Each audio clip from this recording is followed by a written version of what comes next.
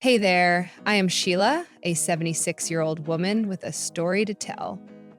Before we dive into the story, I want to share a brief note. This tale touches on the topic of domestic abuse, but I won't delve into graphic details. I'm mindful of those who may have faced similar challenges, and I want to ensure a safe space for everyone. If you or someone you know has experienced this, remember that you're not alone.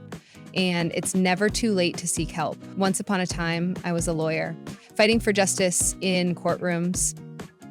But life took a turn, and I retired at 55. Seem as bad because of my wonderful husband. I got really lonely after my husband passed away when I was 70. Now, let me introduce you to Tara, my amazing and resilient granddaughter, the muse of this post today. Her dad passed away when she was 17, and her mom, my daughter, went through a tough time. On Tara's 18th birthday, my daughter left her a note that said, "I have found someone else. I will not be coming back for you." And that's when Tara and I became inseparable. I took her under my roof and helped her deal with grief. I also stepped up to help her through college, paying for her tuition and being there when she needed support. Tara is a smart cookie, especially in engineering.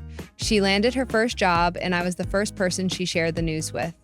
When she got married to her husband Eli, she asked me and her grandpa to walk her down the aisle. This post is about how this old lady, that is me, turned out to be unexpectedly useful in Tara's life at the age of 76. It all started 8 months back when Tara called me to tell me some special news. "Hey, Grandma, how are you doing?" Oh, it's so good to hear from you, honey. I am doing well. How are you and Eli? How's your work going? Great, great, and great. Actually, Eli and I were thinking of coming over to your house tonight. Of course, I will make my special pecan pie that you love. Good.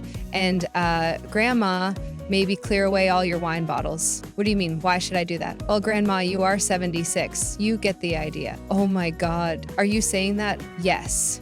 Grandma, I am pregnant. You are going to be a great grandma to a baby boy or girl very soon. Oh, Tara, that is incredible news. I can't believe it. When did you find out? Just recently? Eli and I are over the moon. This is the best news, sweetheart. I can't wait to see you and Eli tonight. We will celebrate this wonderful surprise together. The evening with Tara and Eli was just perfect. We ate, laughed, and felt the love. Even Eli, who always seemed a bit distant, opened up a bit. He was family, after all. After they left, I could not help but feel excited about having a little one in the family soon, so I decided to send Tara some stuff to help her out during her pregnancy. I sent over homemade pies because, good food makes everything better. I also made sure she got healthy snacks like fruits and nuts to keep her strong. And of course, I sent some cozy blankets and tiny baby clothes, just a little something to show that we are all in this together. I wrote little notes with each package telling her how much I loved her and how excited I was about the baby. When Tara completed her first trimester, I decided to invite her and Eli for dinner because it had been a long while since I had not seen her. The table was set, and the aroma of a home-cooked meal filled the air. A short while later, an Uber pulled up in front of my house, and I rushed to open the door, my heart fluttering with joy. To my surprise, Tara stepped out alone. "Tara, where is Eli?" "You came alone." "Well, how about we go in and I will tell you, Grandma." We both stepped inside the living room and Tara took a seat. "Oh, it smells delicious in here." It must be the peanut butter brownies. "Oh, look, your bump has started to show." "You look so beautiful and graceful, my darling." "Haha, thanks, Grandma." "So what happened to Eli?" "Well, there's a lot I need to tell you, Grandma. Firstly, I quit my job." Wow, that was a decision I never saw coming. I wanted this pregnancy to be a time to enjoy, and I want to be focused on only that. And then when I thought about it, I would not be going back to work for a long time after the baby arrived, so getting off work for a while seemed like the right option. Yeah, you made the right decision. Motherhood is a beautiful thing full of joys you don't want to miss out on. It's just that Eli and I had a little fight about it.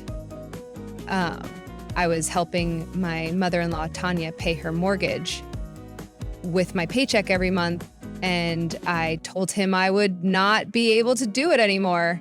Really? And he got mad at you for that? You know it's not fair. You were kind enough to help his mom in the first place, and now, Grandma, relax, relax. We have little fights like this all the time. Trust me, he can be a bit of a mama's boy sometimes, but we always make up. Are you sure you are going to be fine? Of course, Grandma, he loves me. I bet he is going to come home from work tomorrow with my favorite chocolates, begging for my forgiveness. Well, I hope so. But make sure he knows it's not right to be upset with you during this special time. Sweetheart, remember, our relationship is about understanding and compromise. I know, Grandma. I will talk to him about it. It's not that deep, I promise. But enough about that.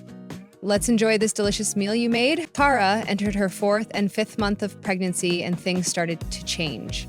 We earlier used to have lengthy phone conversations almost every week, sharing the details of our lives. However, for some reason, those calls turned into texts. Tara reassured me once in a while through messages, letting me know she was fine. She also stopped inviting me over on weekends like she used to. I tried not to worry too much, thinking it might be because of pregnancy hormones and changes. One day, while getting my meds refilled at the hospital, I bumped into Tara. She looked very tired. Her face seemed pale. Oh my God, Tara, what are you doing here? Oh, hey, Grandma. I had a doctor's checkup. What about you? I was just getting refills. By the way, why are you alone? Doesn't Eli come to these regular checkups with you? No, not today. It's an exception. He had work, but today is a Sunday. Tara, he was called in at work, Grandma. Have you been eating properly, though? I sent you a new hamper with those healthy seeds, including flax seeds, but you look so pale. Your face is sucked in. Grandma, I didn't sleep last night. I was binge watching movies. Maybe that's why. Tara, it's not just about physical health. Your well-being matters too. If you are having trouble sleeping or feeling overwhelmed, talk to me. You know I am here for you, right? I know, but I don't want you to worry because I'm completely fine. We'll take care. Oh, don't worry, Grandma. I'm taking care. I'll see you soon. Everything was going well after the reassurance from Tara. However, a week later, just when I thought things had settled, another Uber pulled up at my door. It was Tara again, this time with a huge suitcase. Hey, Grandma. Sorry to show up so unexpectedly like this, but Eli had to go on a working trip in the morning with no prior notice. It's all good. I'm glad to have you here. You know this is your second home, right? Yes, I do. I just did not want to be on my own and miss Eli, so I thought I would rather come over here and spend some time with you. Eli does not know how long it's going to take him, so I packed a big suitcase just in case. It even brings me more joy. I will be able to spend time with you again, like in the old days, and we can have movie marathons. I was hoping you would say that. I have missed our movie nights. Well, you're always welcome here. Now, let us get that suitcase settled and we can catch up over a cup of tea. How about that? Sounds perfect, Grandma. Tara and I had a blast during her stay. It felt like the old days, but better, without all the trauma. Our mornings became a ritual, Tara doing a bit of yoga and me reading the newspaper. We enjoyed healthy meals, worked on little DIY projects for the upcoming baby's room, and had loads of fun. Tara started gaining her health back. Her once sucked-in cheeks were not as prominent anymore. It had been a week of joy and reconnection. One morning, as I headed to her room to give her the green smoothie we had adopted into our routine, I walked in on her video chatting with Eli. Hey there, Sheila. How's everything? Oh, hey, Eli. How is your work trip treating you? Work trip? Oh, yeah, it's going really well. Can't wait to get back and see Tara. That's sweet, honey. Tara, why don't you ditch the sweatshirt? It's scorching here. Why wear that in the summer? Grandma, I'm just feeling cold. My body's going through some interesting changes during this time. Tara, you better keep it on. We don't want you to catch a cold. Sure thing. Well, hopefully we will see each other soon. Absolutely. Bye, Eli. Take care. Bye, Sheila. 2 days had passed since Eli's video call, and Tara and I were comfortably seated on the couch. I was completing a blanket I had started crocheting for the upcoming winters, and Tara was engrossed in a magazine. The atmosphere was peaceful until suddenly there was a loud banging on the door. It was a strange occurrence, especially when there was a perfectly functional doorbell. The banging sounded aggressive, and Tara and I exchanged concerned glances. Tara started to get up, but I quickly signaled her to sit down. I felt a protective instinct, wanting to shield her from any potential danger. I cautiously approached the door, and without opening it, I shouted, "Who is it?" "It's me, Tanya, Tara's mother-in-law. Please open the door." It's just that I just got out of the shower. I then started whispering to Tara, "Why is your mother-in-law here? Please don't let her in, Grandma. She is going to hurt me." "Hurt you? What do you mean?"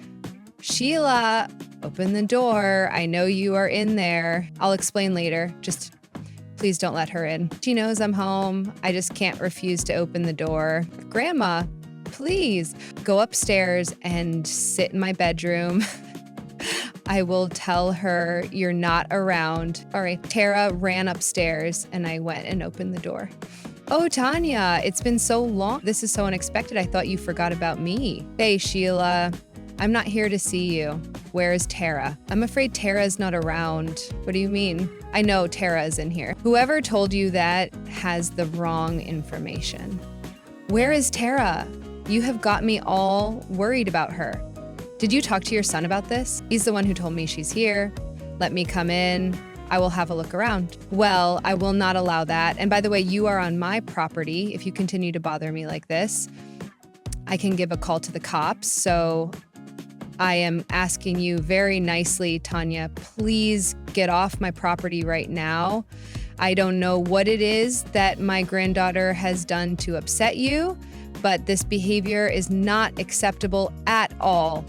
"Well, I am leaving your property right now, but we will get even some other time, Sheila." Tanya walked off down the sidewalk, engrossed in her phone. 5 minutes later, an Uber arrived and she left. As soon as she was out of sight, I called for Tara and she came downstairs. The atmosphere was heavy with confusion. I could sense that Tara was hiding something from me, and it left me deeply worried. "Tara, there's a lot you need to share. What was that commotion about? I had no idea your mother-in-law could be so unpleasant. Does she treat you like this regularly?" "It's more complicated than it looks, Grandma." "Penny, talk to me. I am genuinely worried." "Well, Grandma, Tonia has not always been kind to me, even when I was helping with her mortgage. She was never appreciative. Eli said it was just her way and I should endure it. But when I quit my job and refused to pay her mortgage, things got worse. Not just her, but my sister-in-law, Amy, too. They would show up at our place almost every day when Eli was away at work and make my life miserable. Goodness, Tara, why didn't you tell me? Those ungrateful people." "And what do you mean by make your life miserable?" "It started with ordering me around, forcing me to cook 5-course meals for them. If I did not comply, they'd badmouth me, saying as a stay-at-home mom, I should follow their orders. But it escalated into abuse, both emotionally and physically. He's unbelievable. Honey, look at these bruises on my arms. They'd throw things at me or even pour hot water if I didn't do as they said. The day I came to your house, things got out of hand. That's why you never showed your arms in those sweatshirts. Out of hand? What happened? Eli was at home all along. There was no work trip. Amy and Tanya came over, bad-mouthing me in front of Eli. He stayed silent. When I stood up for myself, they got aggressive. Tanya pushed me, and I ended up on the floor. I had to see a doctor before coming here to make sure everything was okay. Tara, I can't believe you went through all this alone. Why keep it from me? I was scared, Grandma. Scared of what they might do if they found out I sought help. Tara, you're not alone anymore. We'll face this together. Those two won't get away with what they've done. I just wanted a peaceful life, Grandma. I never expected things to turn out like this. Eli is still at home and we're not talking. I'm uncertain how long this will continue. The environment isn't safe for my baby. I just want to shield him and make the best choices. Sweetheart, don't worry about going back to that house. With my background as a lawyer, I've encountered cases like these throughout my career. Women can be emotionally manipulated and suppressed to a point where they are scared to speak up. It's easy for others to ask, why didn't she report it? Or why endure the nonsense? But I understand your perspective. You and your little one deserve a safer and better life. I had a plan in mind to bring justice to Tara. We needed some sort of proof. I asked Tara to invite Eli along with his mom to my house the next day. I wanted to create a situation where we could uncover the truth and gather evidence against the abuse Tara had been enduring. Tara, we need a plan to bring justice. And for that, we need proof. Tomorrow, invite Eli and his mom to my house. But why would they willingly come here? Well, we need to give them some sort of bait. Tell them you asked me for money and you are willing to give it to them. Convey that you want the abuse to stop, make it seem like you want to return home, and beg them to go easy on you. In return, you will hand over some money. Grandma, I am not sure if they're gonna trust me, Tara. I've dealt with people like these for most of my life. Some people are really greedy and they'll go to any extent for money. Okay, sure, I'll give them a call and let's see what happens. When Tara called them, the plan went smoothly. She spoke to Eli, expressing her desire to return home and suggested they come to pick her up from my house the next day when I wouldn't be home. She explained that she wanted to give them some money, and surprisingly, they easily accepted the proposition. It seemed like they took the bait without questioning the motive, setting the stage for our plan to unfold. I was genuinely concerned about Tara. For all these months, she had been enduring so much, and I couldn't help her. That night, she slept next to me, a hint of fear in her eyes. It struck me, how much trauma must she have experienced to be scared of her mother-in-law, who just appeared at the door? But one thing was clear in my mind, I would make them suffer. I had always been fiercely protective of Tara ever since my daughter left her. It was baffling how much I resented my own daughter for her selfish actions towards my granddaughter. The next day arrived. Tara had invited them over to my place at 3 o'clock. The plan was set. I would hide in the upstairs bedroom with my neighbor Dash, a 24-year-old young man who had always been very helpful to me.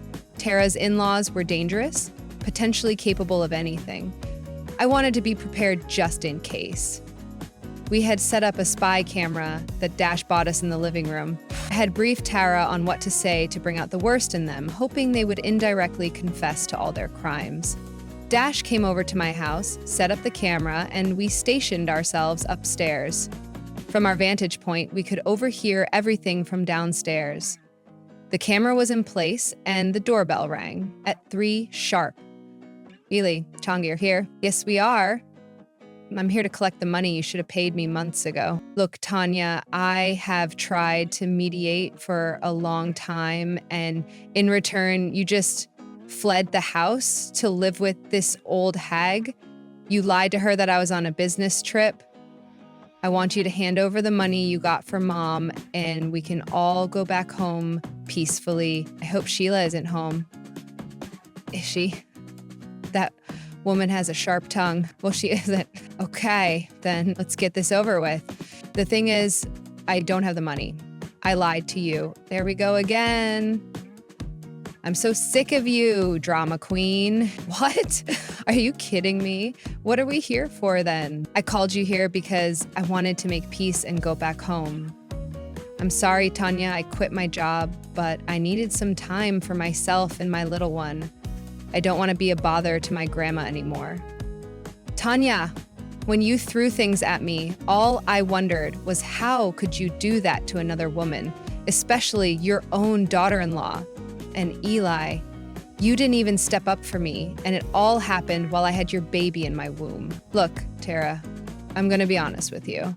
I don't know what you were thinking when you called us here, but I have my priorities straight. I need to pay off my mortgage, one way or another. The money I have, it's for Amy and me. Someone needs to pay for us, and it's you. Well, I'm not your servant, Tanya. You can't ask me to pay for you, and then when I don't, I can't be at your beck and call 24/7 making 5-course meals for you. Oh, look at you. Seems like you've grown a tongue just like your grandma. I think that push to the ground wasn't enough. Amy and I will be waiting for you because sooner or later, you're going to come back crawling. Your old granny cannot keep you forever. And believe me, the next time you're at our place again, things are going to get worse. Everything changes over time, Tanya. Don't be too confident because maybe this time it's you who is going to suffer. Haha, and who is going to make me suffer? Well, Tara said what she needed to, and it was followed by a scream. Dash and I rushed down the stairs, and there was Tanya, wielding her enormous purse as a weapon. However, she halted mid-swing, and both Eli and Tanya fixed their eyes on us. Onya, what's going on here? This is our family matter. Stay out of it. Oh my God, Tara, what's going on? You said your grandma wasn't home, and who is this guy? Are you cheating on me? Cheating on you? Do you think I'm the kind of person who would do that? He's here to protect me from you and your mom. You guys are unpredictable and have anger issues. Your jig is up, Eli. Tara doesn't want to stay with you anymore. She's filing for divorce. This has to be a joke. And what, are you going to move in here with your granny? Damn right I am. Not just that, your whole family will pay for your crimes and I will make sure of it. Mom, I think we should leave. The game is on. No one is going to believe you. We'll see about that. After that wild day, one of my lawyer mentees I've nurtured since their early days joined forces to help Tara. We went to court armed with strong evidence. Eli's mom and sister ended up behind bars, facing the consequences of their actions. Tara bravely initiated divorce proceedings, cutting ties with the toxicity. Eli didn't escape either.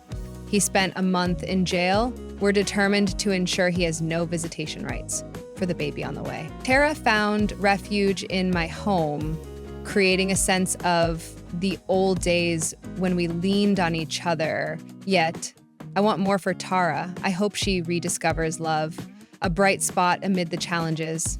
Life isn't just tough. There's kindness and love waiting. Now, we eagerly await Tara's due date, just 6 days away. The baby's gender is still a surprise, adding excitement to the anticipation. In a few days, a new chapter begins, bringing with it the joy of a sweet surprise.